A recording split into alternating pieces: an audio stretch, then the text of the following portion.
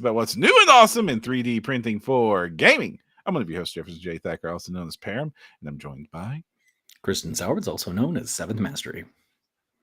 Kristen. There was disaster this week. Disaster? Well, there's been a lot of disasters, Param, but I'm hoping this is just a print-related one. Oh, yeah. Oh, yes. I believe you told me when this happened. The Titan Forge makes a wonderful sun dragon. It is a big, majestic beastie when it's all printed out. And I printed it at the full 32 millimeter scale version because Titan Forge is considerate as a company for fantasy gamers. They provide all their models in both 32 millimeter and 28 millimeter scale. But I wanted Big Dragon to be big. So I printed Big Dragon. And I knew Big Dragon would be a lot of resin. And somebody sent me a lot of resin recently pro bono, but it was not invincible resin. It was normal resin. So I printed Big Dragon in the free resin. And then Big Dragon. Turns out we both said the wings were a little small. They were too small. Cannot fly. Could not fly. Yeah. No. And now is many tiny pieces of dragon. And I have to throw dragon away and print new dragon.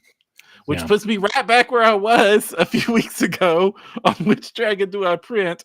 Unfortunately, that's been nudged a little bit for me. So I'm kind of going to be guilt tripped into printing a dragon that looks really awesome, actually. So it's not going to be that dragon. You're going to print a different dragon. I'll print a different dragon. This dragon is very, very cool. And I would have kept this dragon. I was looking forward to painting it because I was going to go with this like teal blue gradient all the way up it. I'll just have to see that in my head now. But there is some silver lining to this disaster. Big Dragon had a big freaking base. And it was a scenic base because there needed to be like elven ruins to hold its fat dragon ass up. This is true. So I now have this tiny little piece of elven scenery that looks really nice. And you're just going to use that now as a place piece. I mean, that's not bad. Not bad. I mean, why not look at it? It's like this little elven pond with a ruins around it and a floating magic stone. This has my favorite thing. Tip in the fall. The flowing stone that's held up by its little waterfalls coming off it. That's such a clever sculpt thing, but I adore it. Speaking of people and things I adore, David and James are already in chat, and we have Comet Lord. Who might be giving us a sneak preview of his presence for next week. Ooh.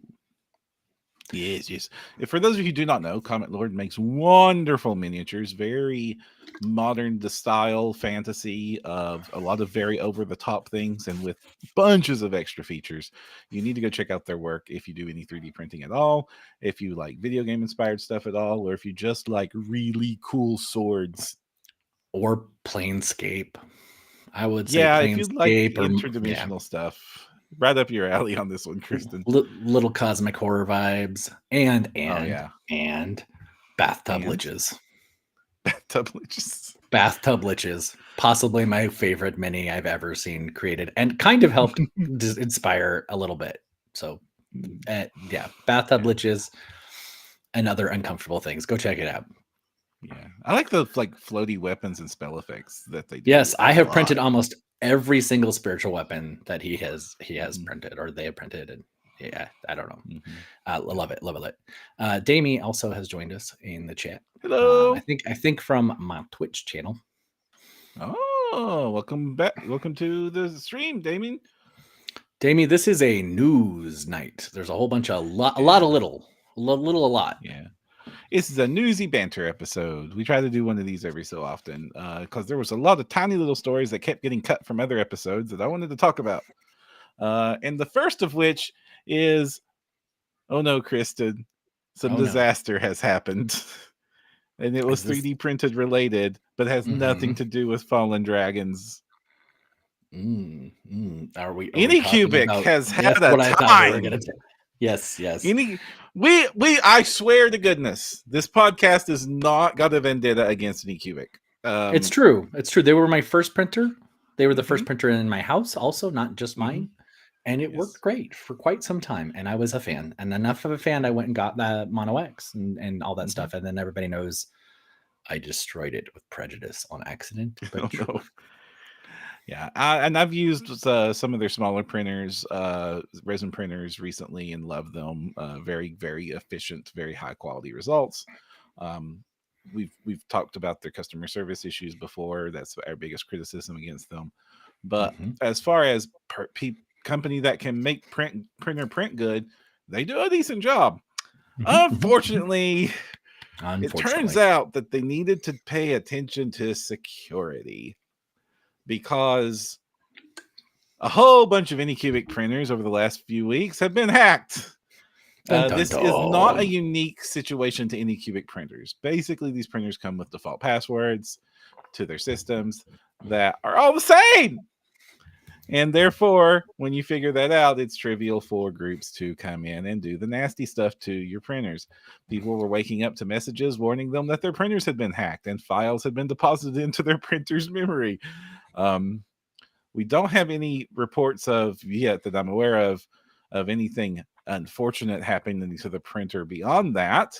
But they weren't like printing lewd objects out of the resin. Well, like when you have, they put G-code on these printers. Yeah, it's very easy to put G-code on these printers that tells it to take the hot end and put it at -100. But you have to wonder why. Why do you do that? I don't know. But that's unfortunate. And that does mean that the software was not secure. And this is not a unique situation to Anycubic printers. It's just funny because it's in our wheelhouse. Therefore, we talk about it.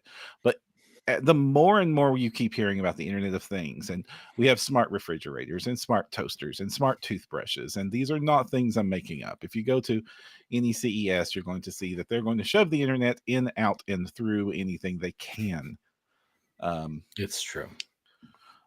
But when you connect anything to the internet, it needs to be secure, because the internet is not a safe place. No. And indeed, Lava Bing, a lot of contemporary printers are internet connected. But that's also a problem why? Sometimes. But also why? Because let's be honest, most of us users are memory cards, and just I just don't know. I mean, I get networking and I get the whole thing, like convenience, but why? And heck, I have my Elegoo printer hooked up to my network, not the internet, the network, which is indirectly means it's hooked up to the internet, but it doesn't communicate to the internet on the regular, which is an important distinction, as long as that is a true statement. Though, of course, anything even indirectly connected to the internet is still connected to the internet. But that doesn't mean it has less options of egress, basically. But yeah, private network stuff's good, but nothing is safe unless it's air gapped. And honestly, if you've been to Black Hat, it's been really interesting to see how they've been managing to hack computers through an air gap lately. Are you familiar with what an air gap is? Let's say I'm not. Let's just go. Okay, so an air gap means that there are no actual wired connections at all, or wireless connections, or anything that connects this printer to any other network. Therefore, in order to get to it, you literally have to cross air. And that doesn't mean wireless connections. It means like you have, we used to call it sneaker net. When you had to walk. You have to walk over to it. Yeah. And so that was considered like the like top tip, like of security, of like, if you need to keep a system absolutely 100% secure, it needs to be air gapped from the network. And there's some systems that are that important and that secure. Well, actually, if you follow much of Black Hat, they're listening to the sounds of keyboards and like throwing things through the speakers of nearby telephones, and like all kinds of crazy stuff that has been invented to bypass air gaps. And that is, as a nerd, I am wonderfully fascinated. As a former security specialist, I am horribly terrified. Right. Yeah. So if you have an Anycubic printer, take it off the network right now, maybe. Yeah. Look to see if you can change some passwords.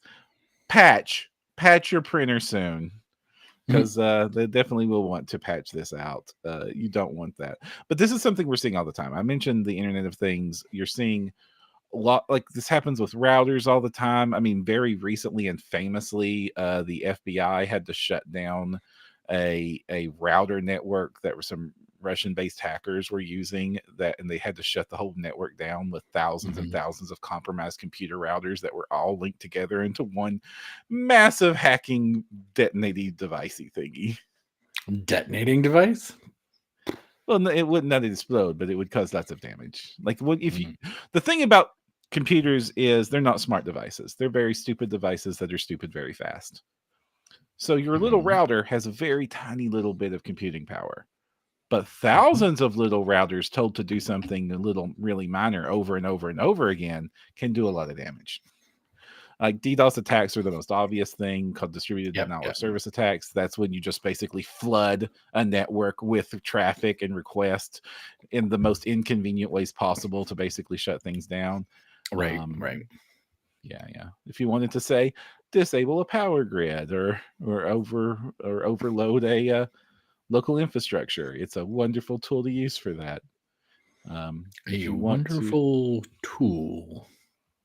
I mean, it gets the job done well.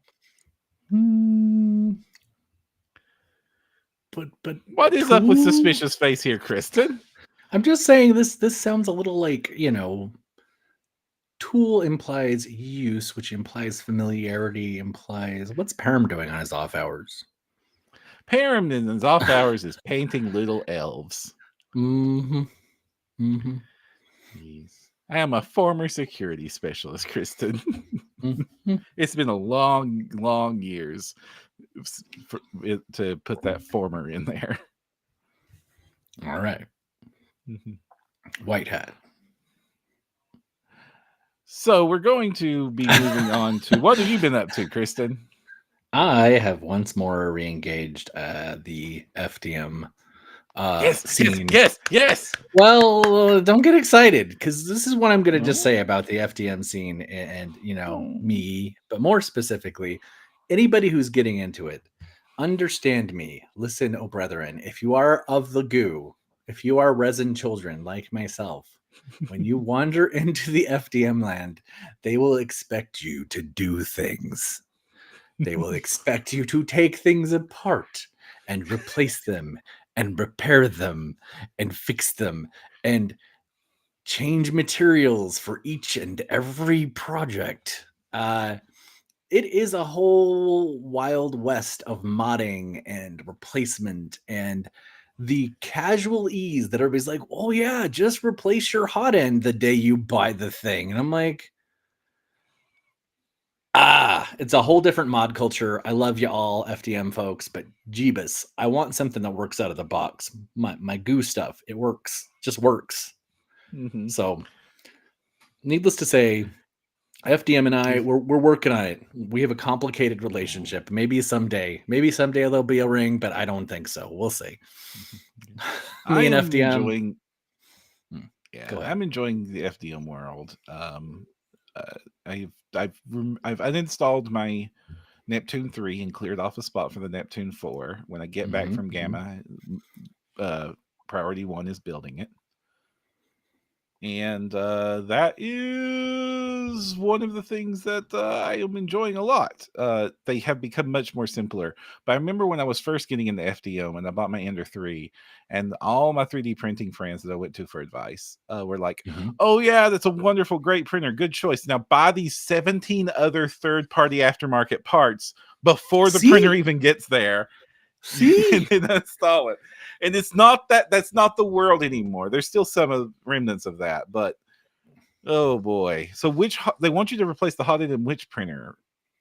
The three. But there's let's say the thing about this too. Like, you can get your beautiful goo machine, you can pre-order your bottle of goo and an FEP and a couple other cleaning tools. You can have your screen protector. Yes, well, most of them come with them now, but let's just say they didn't. Get your screen protector. You can have it all ready to go. You can set up the entire thing and have it dipping the goo in maybe an hour or two. Maybe? Less than that. Yeah, I'm just saying, like maybe on the outside, right? Okay. Give yourself an hour or two just to start building the GD thing with your FD thing. And actually, weirdly, the Neptune 4 goes back. It is more complicated than the 3, which I was very surprised by. So like, like be mindful of the time and the expectations of how soon you're going to be holding your little 3D printed whatever it is from an FDM machine. Because Josh Dameron says, loving the show, gave you guys a shout out on the podcast page. May need your advice soon, Jay, about setting our printer up.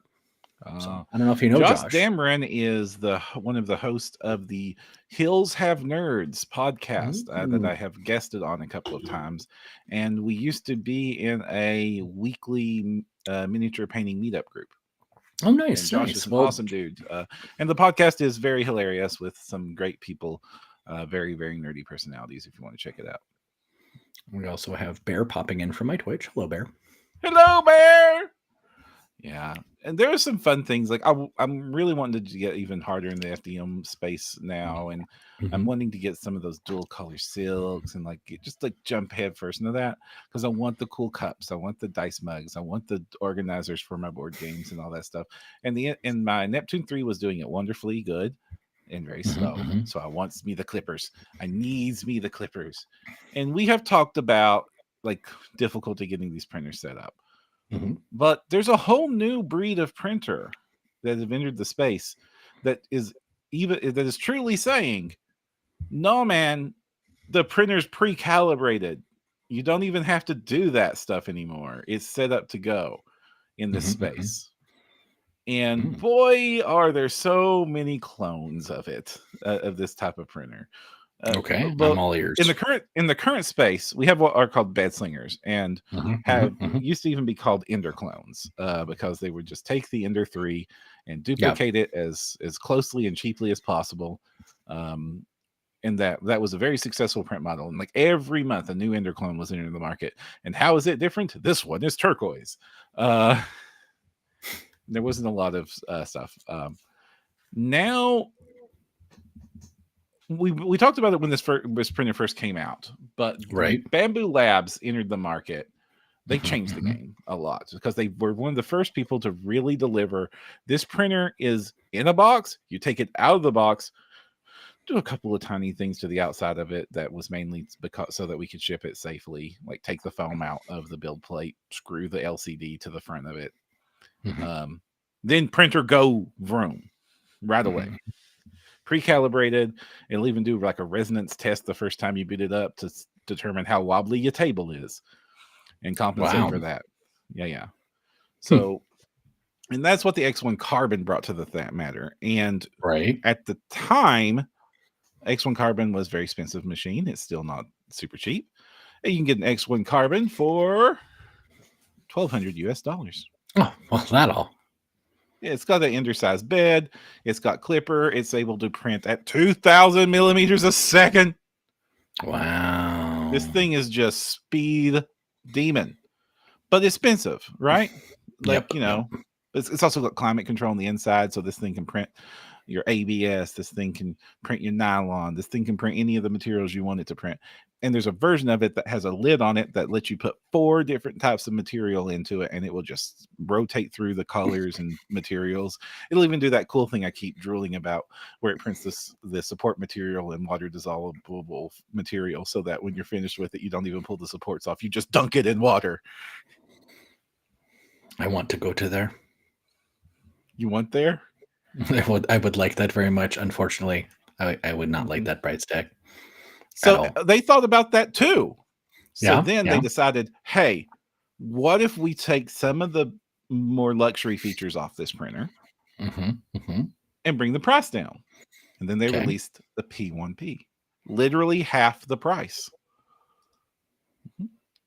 Yeah. And the P1P is kind of at that sweet spot because it's got all that tech that's in the Bambu X1C. It's got all that speed. It's got all that resonance compensation. It doesn't have an enclosed chamber anymore. So, you don't have it doesn't have the internal heaters and all the cool things that you would need to do like nylon and stuff like that. So like if you're just printing PLA or other materials that are very easy to print, it's fine. It's even compatible with that thing, the ALMS system that you put on the hood. So if you wanted to go buy the ALMS system separately for a few $100, yeah, always separately. And they even released a new version of the ALMS system that's even cheaper, that you can just set beside of it. I think it's like $150 for that. So like they've thought ahead. They're trying to bring the price down, and they made this cool printer. It's printer in a box, and that's and it's also what's called a Core XY printer. So the bed slinger is called the bed slinger because it slings the bed back and forth to do one of the axes. And that's a very cheap way of cheap by I mean cheap component cost wise way of achieving that result. Whereas the print head moves up and down. And Core XY's, the bed itself moves up and down for the Z axis, and the print head stays at the top. So your print just lowers from the top down to the bottom. Kind of like a backward resin situation. Yeah. And that's much more stable. And that means it can print faster. It can print with less errors. It can like all kinds of cool stuff. We've always known this was the superior way to do the printers.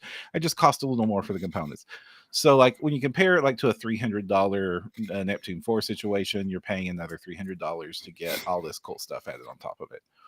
Right. But this printer, also, if you want that enclosure, there's so like, if you go to their site, there's so many free like that they've supported and then paid options to 3D print an enclosure for it. And then like a lot of people have like released stylized enclosures to make it look like an Elven Artificer workshop or like a steampunk cabinet or a cyberpunk manufacturing plant, all kinds of cool stuff. Or for the more practically thing, it's like pegboards on the side to hang all your tools from it or hang. Like this printer has become the new favorite hobby printer.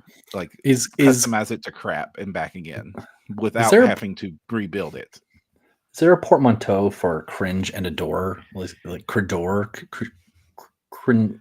Because I think I love it, and I'm also kind of cringing a little bit. That's people. I love it. But since this printer has been so successful, it is lots of people have been inspired by it, much the way that many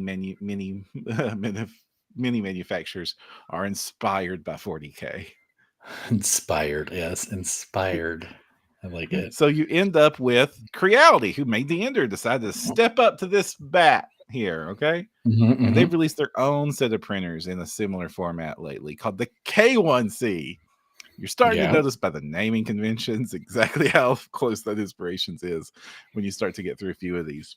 And it's got an ALMS system, and it's got the full enclosure, and it's Core XY, and it's pretty cheap actually, and it's got all the cool features. And like honestly, the K1C is a wonderful printer, and if you're a Creality fan, it's a great printer to look into.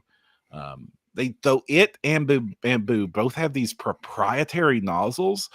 Bambu did it because they needed at the time to customize the nozzle to do the high speeds that they were wanting to, and thankfully they do. Like you can get compatible nozzles with it now, so it's like a new standard. But they don't use the standard nozzles that your others do, and Ender is the same, which is unfortunate, but because it means that if it doesn't catch on, that means you basically have one source of nozzles, and you better hope they keep making them. Right.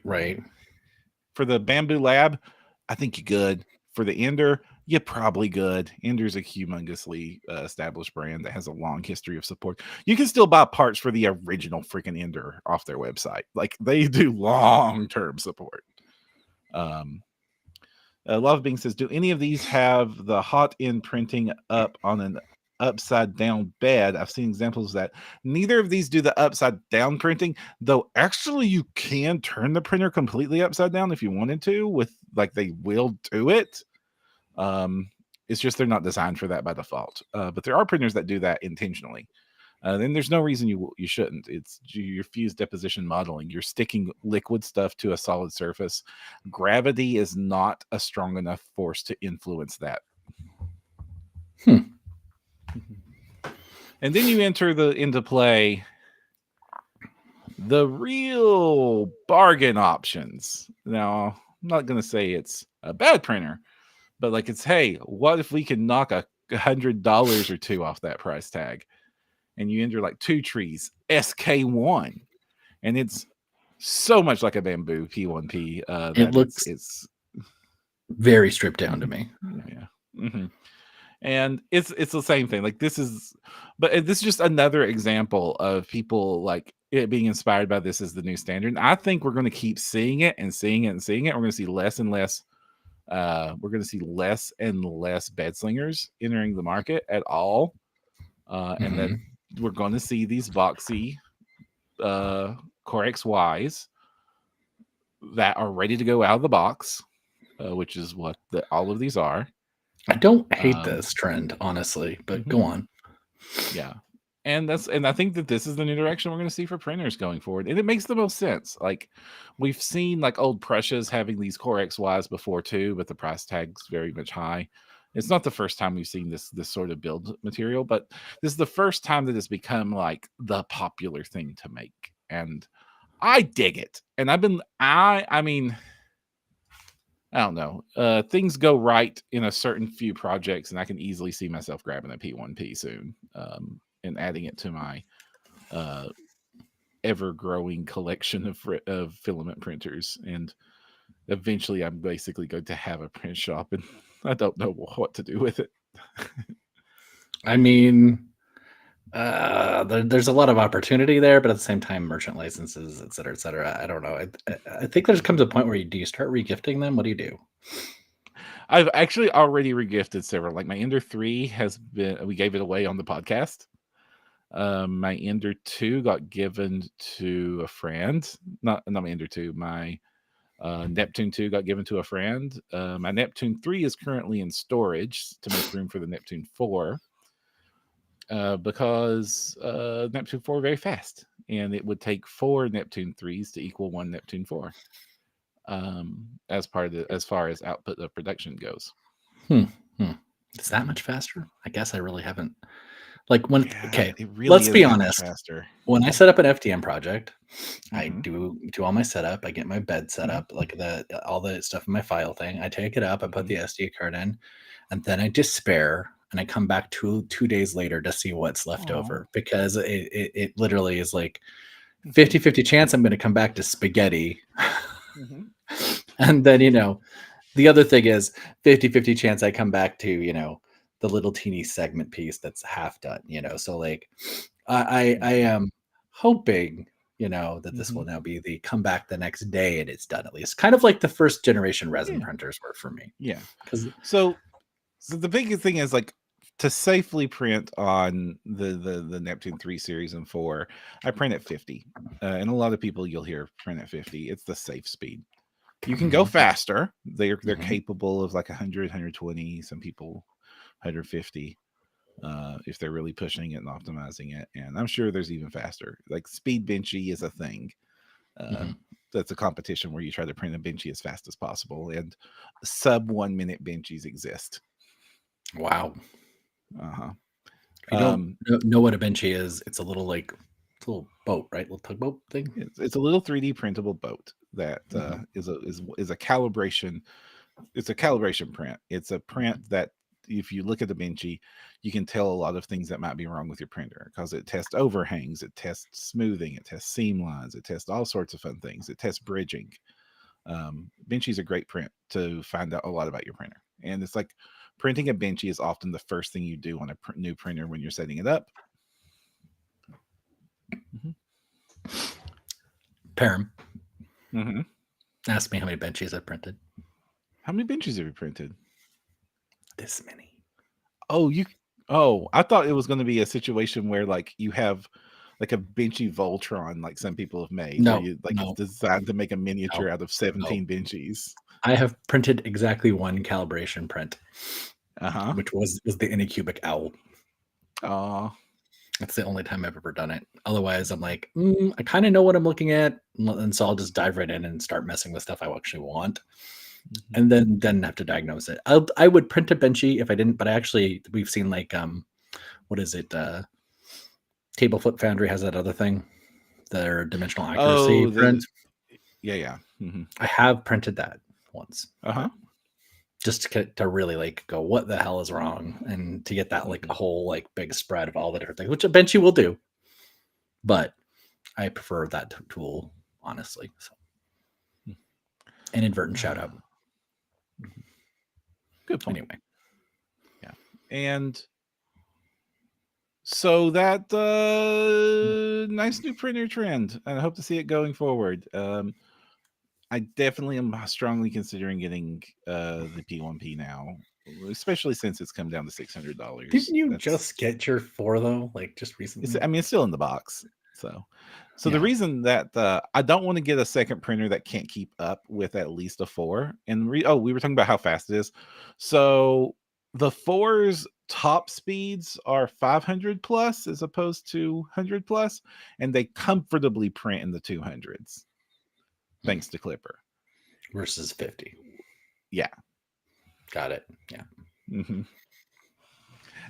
So it has a hard time hitting the 500s because you have to slow down around corners. So that's why the 200s is a nice speed for it. Well, I eagerly await your field report. Mm-hmm. Yes. Next week we will hear about how badly the Benchy came out.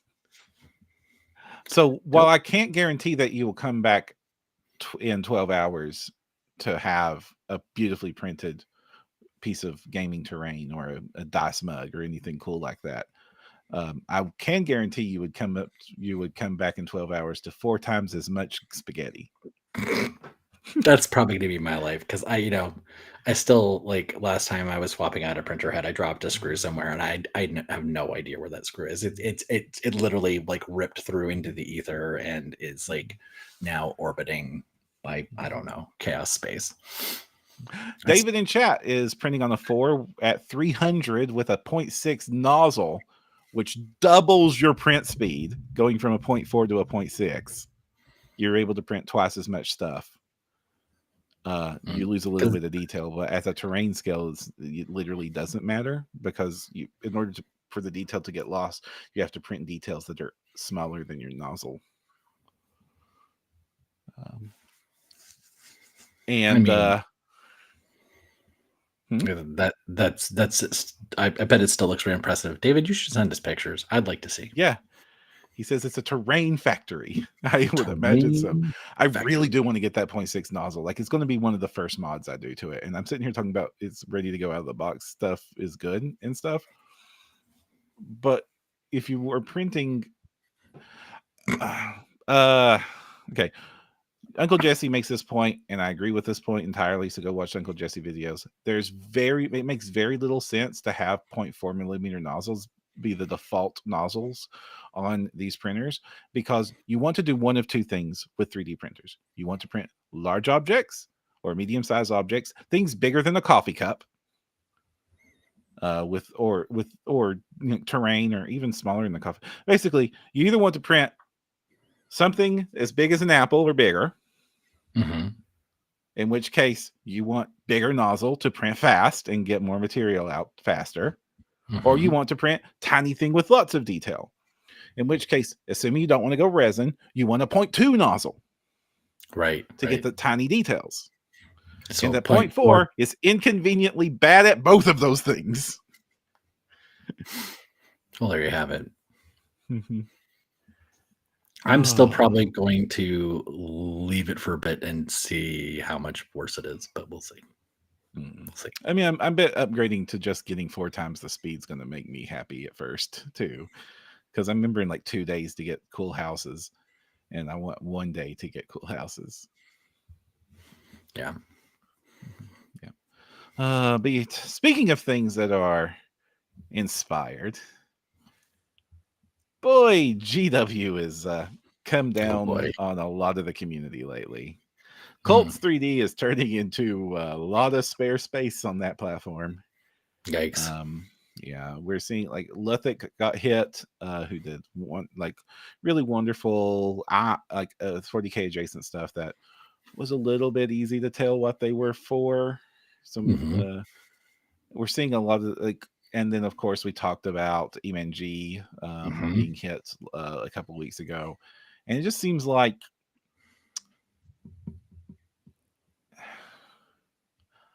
I don't really feel like 1-to-1 copies I'm comfortable with, like personally. Sure. I mean, but Right. like, Mhm. I'm just But worried if that like you, over somebody like Puppets War, which is not the same, it's very different, very different. very Puppets War. different. But like, like I would almost prefer those sculpts to most GW sculpts. I mean, assuming we're not talking about their hero sculpts, because that's a whole different Yeah. situation. And some of those things are incredible, but yeah. But if there is a favorite creator out there that isn't one of the established companies, and Puppets War would count as an established company, I don't think there's any danger coming to Puppets War anytime soon. I hope not. I Based love on them. my experiences. I love them so much. Please don't ever stop, guys. Anyway. Yeah, y'all do great stuff. I love the Orc Batmobile. Did you have the Orc Batmobile? I have every single thing they've ever done. Yay! I was their first month sub person, and I've never stopped. I missed them on month 1, so I had to go back and buy it. So I joined on month 2. Yeah. So you got me by a month there, Kristen. I do. In fact, I believe I told you about them, if I recall correctly. Yes, you're why I have them. So anyway. Wonderful. But like I'm saying, like if there's a creator out there doing that you like, it might be a good idea to shop when you can or download while you can. Download your files. You might want to back up your archives right now. I might have been very happy that I'd already downloaded my. I can't believe it's not Tyranids from EMNG or that guy E3 man. Whatever, however you say it, that guy. Yeah. I do have all those Hive things downloaded already. Yeah, like I said, I'm not personally comfortable with 1-to-1 copies, but I've seen takedowns on stuff that I felt were adjacent enough that it shouldn't have been hit already. That I would just say for everybody, if you love your stuff, back it up right now. Yeah, like these things come in waves, I find, and like it's kind of like the old bad things and come in threes kind of situation. So I don't think we're overhearing about more takedowns and more creators leaving the space. Probably not, sadly. But hopefully this too shall pass and we get back to creative, awesome stuff. And again, support the creators who have unique vision. That's also great stuff. I love me my Puppets War. I love me my Highlands miniatures. I love me my Last Sword miniatures. All very clear and obvious inspirations, but still wonderful original artwork. Well, and like you can, is it Oshiminu? There are people doing things that are like inspired by, but different. Like their Tyranids are aquatic, so they're like more crab and jellyfish oriented, and they're amazing sculpts, by the way. Yeah, they're really good. But Maker's Cult that does like the cyberpunky Tyranids. I don't know if I've looked at those recently. Yeah, they're like cyber bugs. Like it's like organic bugs with cybernetic parts fused to their bodies. It's really cool. It looks like some Puppets War has like a similar vibe on some of their stuff. Yeah, they do always have kind of like a more like cyborg head or whatever for their Hive alien something. I forget what they're called, but yours is alien. Yeah, they're all inspired by Alien anyway. So that's true. That's true. Even Tyranids are a knockoff. Everything's a remix. Is that the phrase? Everything's a remix. They started doing not Gene Stealers. Yes, and they're the mechanics. Oh, smart, very smart.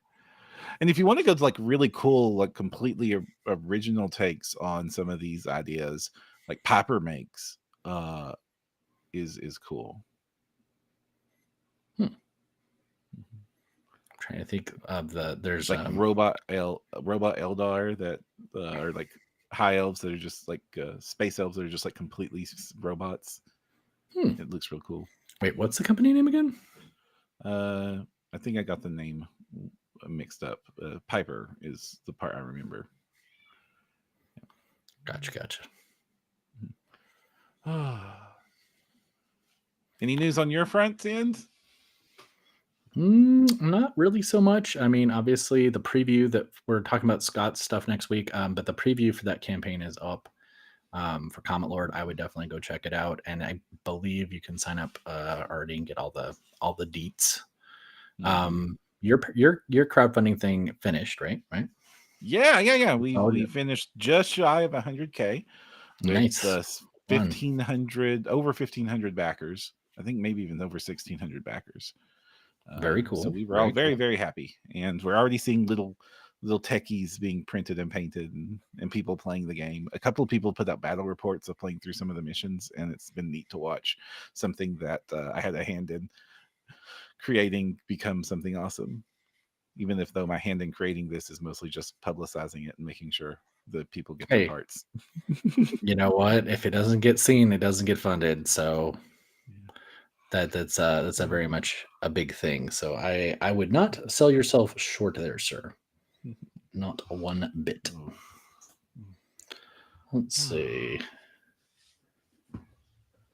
No Warhammer weirder stretch goal though. Warhammer weirder. The comment. Warhammer weirder stretch goal. So David, please explain yourself. Sorry. A few people commented that it was odd that we celebrated when we ended the first day, when we crossed 40K dollars raised. Is that what you're talking about? Your 40K stretch goal? I have no idea what they're talking about, honestly. But we did get like a few weird comments, like it's like, I see what you did there, and really it was just a nice round number that was like at our 24-hour mark. It was like, we just crossed 40K at 24 hours. Perfect time for a tweet. Got it. Yeah. I'm trying to think. I haven't seen a ton of other releases lately. You know, there is another Monolith Arts Kickstarter going on. This is, of course, actually, there is. There is. I mean, I feel kind of like if you're not familiar with this company, they did Lost Souls and they've done a couple Demon ones, and they actually do now have a Tribe Patreon situation going on, which they had not done before. This used to be their model, was just to do the Kickstarters. So somehow they're still managed to squeezing out a new campaign and do all of these, like probably bi-monthly. It feels like crowdfunding ones. And that's just wrapping up. This one's a little different though. I want to say it was more for like usually they're more in the dark horror stuff, and this was not. I'm trying to remember the name of it. But this also is something where they're integrating their previous releases into it, which I encourage other creators to do, please, because FOMO is real. And there's nothing quite as painful. We were talking about some of our other favorite creators and how, like, if you miss their first release, you have to go buy the set at like sell your firstborn child as the opt-in price. So I really am a fan of Monolith Arts, like throwing out their current stuff relatively affordably with the new Kickstarter stuff. So anyhow, a lot of my favorite creators do that. Monolith does it, Daka does it, and so does Ian Lovecraft with their wonderful terrain sets. They always offer the previous terrain sets at good prices. It's just a fun way of doing things. It's a great way to catch up, and if you have the feel bads, it does help, because now I get all sorts of inspired to be Viking space soldiers.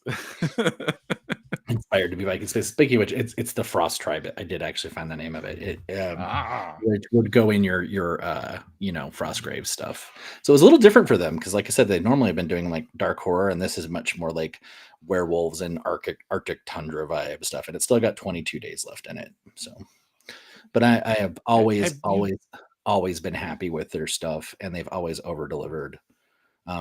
They almost always add more troops as stretch goals, so your squads get bigger and bigger as stuff goes on. So Have you seen the Stage Top campaign?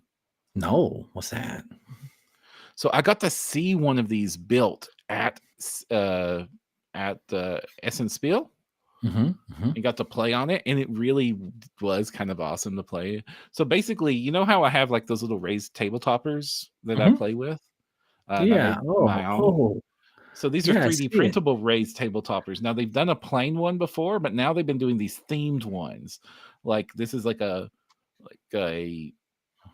industrial revolution themed one that's good for like Ticket to Ride or steampunky games and stuff. And like the train, it's like surrounded by train cars and train station and buildings and the old rusty water tower that's your dice tower. And the train cars can have like open bedded train cars for you to store your tokens in and things like that. Like they've got like a forest one too with like wood and logs and stuff for it. And this is actually their second set of themed ones because they've done like your traditional dungeon, and like this is the plain one, which is just either plain black or I think I remember we saw that one. Just like a cable. Yeah. And then like they've done one that's like a tavern theme and a castle theme and a futuristic theme and that sort of stuff before. And at first I was just like, yeah, right. It's a cool idea, but it's going to take you forever to print. And of course, if you're printing on 50 millimeter a second printers, it sure as heck is forever to print. But now that we got super fast printers in the world, maybe I need to rethink this concept. Yeah, but I got to play on one of these. I got to play Catapult Feud on the castle one, and it really did like enliven the game a little bit to be playing on this giant castle table while we were shooting little catapult balls at other person's little block castles trying to knock over their soldiers. Do you know what the connectors were like? Is it snap fit or is it magnets or how are they linking up? I think it's snap fit. Like it's little like snapping, locking, like screw in post and like pegs that lock together with like little connector pieces. And it felt nice and stable. Yeah. They've got videos like it's like a big turning circle to lock the plates together. So like it is secure. And the one we played on at Essen Spiel was rock solid because it had like toddlers bouncing off of it and stuff. Oh wow. Cool.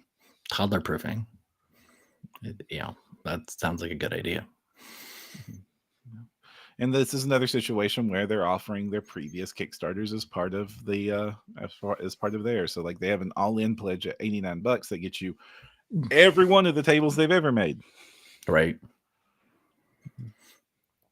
And it looks like their commercial license is only like $100 or $2 more. Yeah, it's not too bad. $230 for a lifetime license. Love it being. I would really love to get somebody on the show that runs a print farm. Really love it. So if you know somebody who does or can recommend somebody, send them our way, please. So that's so far one interview request I haven't gotten. So far, the 2 times we've tried, their print farms have closed before the episode was going to get recorded. Sorry. So we want. So somebody established, if you've been doing it for like a year or 2, that would be great. Because you know, I don't want to be the person who like is that last moment of, you know, you're getting your print farms set up, everything's great, and then suddenly it's just that one last bit of stress that you need to be like, no, I quit. Please don't be that guy. Because I love you all and I don't want you to be that guy. Love being asked, are the themes details cosmetic that apply over a base structure? Are the actual structure? Do the themes work together? Can you have half the table one theme and half the table the other? The first question is both. The pieces are interconnectable with each other, so you can do as you want. And they have the structure. When they did the first theme sets, it was put these cosmetics as the top layers, so it replaced a lot of the top layer parts with more pretty versions of the top layer parts. But with the newer sets, they even include themed parts of the structure, so the pillars themselves are themed, like the pillars that hold the table up off of your base table themselves are themed as well, but those are optional. So you could print like a plain Jane base table and then decide, and then just have a bunch of theming kits that you apply to it without having to reprint the whole table. Very cool. Let's say I'm pretty sure there's a picture on that with a half and half table that we saw. Yeah. I think so. Yeah, right here they've got a half and half tables right up here. Yeah. And if you want them to be even more secure, super glue works on PLA. That's true. That's true. And you know what works even better? 5-minute epoxy. You know what also works really good? Taking your leftover PLA and a solder gun. Oh my gosh. I have now seen this, and I am a believer that I was like, wow, that actually works. That's about my level of comfortability with all this FDM shenanigans. Is that it's a soldering to maybe like do a little smoothing and bonding work. I'm still not super excited about it, but I might have been looking at, ways to fuse props together in case you wanted to actually be able to swing said prop or do a thing with it. Yes. I've been desperately wanting to, as a person in marketing, I've been desperately fascinating about the prospect of taking some of our models and then just biggie blowing them way as up big as I can get them. Because wouldn't that be a cool booth decoration? Like say, take one of the characters off the cover of one of your books and just put her right next to you. That would be wild, especially mine though, because there'd also have to be some very unique physics involved in some of them, since I have a lot of creatures that have like floating separated anatomy, for instance. I'm like, how are we gonna print that? That's actually one of the things. Speaking of which, Ace is even in chat right now. If you are or know of a commissioned sculptor for STLs, I might be looking for one for some stuff. Ooh. So nice. If you know somebody who is reasonably and private scale, we're talking, I would love to be able to pay for like a big commercial launch of something, but this is more for like a personal use thing, and I might just be ending up using Hero Forge or Eldritch Foundry, which are great services, but there's some stuff that would be pretty neat to be very customized if we could track it down. So anyway, and Damie wants a really badass Batman STL also. There's plenty of those out there though, Damie. We could probably find you that. Gonna make a cover. Ironically, sorry, go ahead. Ironically, the comic world doesn't do like the GW style takedowns anywhere near as often. I guess it's true because there's like a tradition of people making fan art and understanding what fan art is in that community. So and also like if for a time Marvel was even offering what was called the fan art license, where you paid them a nominal $1 to be able to produce fan art of their characters under certain very restricted conditions. Because good Lord, can you imagine going to any nerd con where no fan art is allowed?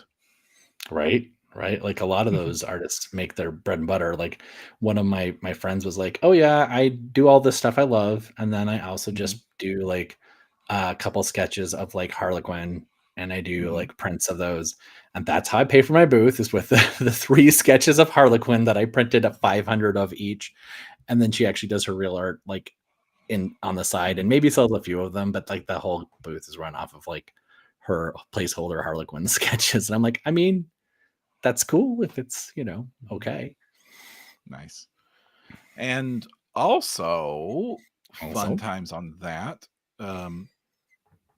Even in Japan, because like to find out that I'm an otaku is like not even a surprise to anybody. The most restrictive copyright country in the Western world, like they don't even have a concept of fair use in their legal system. Yikes. And it is a crime to disparage a company, even if what you say is true. Okay. Yeah. Which is a thing that blows my mind. Suddenly Pokemon makes so much more sense. Go on.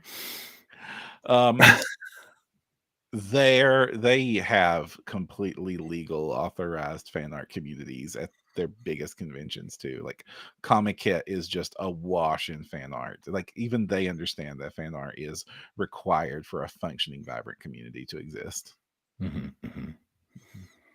But GW, not so much. Yeah, and oddly Nintendo too. Nintendo's got creative thoughts on fan art. It's funny. I just like named the monster because as I said that, my Eldritch Foundry, like your Eldritch Foundry sub is up this month. Pop right there. So. Anyway, We are coming up on time. Do we have any shout outs, Kristen? Just again, I hate to say it 3 times in a row, but I'm gonna join us next week for Comet Lord. It should be a fun time. Yes, I'm so looking forward to talking with Comet Lord again. I'm so happy. I do like time's almost up on the Nautiloid. If you want to get in on the Nautiloid Frontiers campaign we talked about, if you want a big giant tentacle ship with lots of cool tentacle friends to live on said ship, this is your best chance to do so. Also, time's almost up on the Wild West Mayhem set, and I'm bringing that one back up again because there's not going to be a ton of Wild West miniatures out there in the world at this quality. So if you want them, get them. Yep. Right. Until next time, if you want to support the podcast, you can do so by going to iTunes or Spotify and giving us a review. That's some of the best way you can support the show. If you're watching us on YouTube, like, commenting, and subscribing can also help the show out a ton. If you want to find more, you can find us over at printyourgames.com, where you can find the previous episodes, links to all our socials. And until next time, I'm Jefferson J. Thacker, also known as Param. I'm Kristen Sowards, also known as Seventh Mastery, and don't forget to use your screen protector.